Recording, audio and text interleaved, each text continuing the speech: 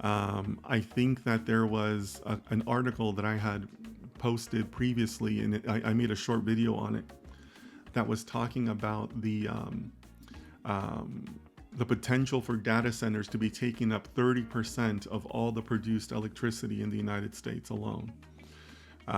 And that's really just that's not a number that's going to go down, right? It's only going to keep on going up.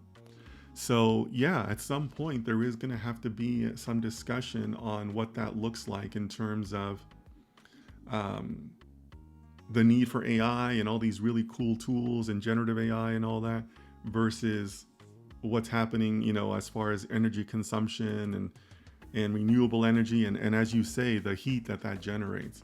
So I'm not exactly sure where all of that is going to end up, but it's a good question, and I'm glad that that we as data scientists are taking that up, because it certainly does have the potential to be a very high number in the not so far off future.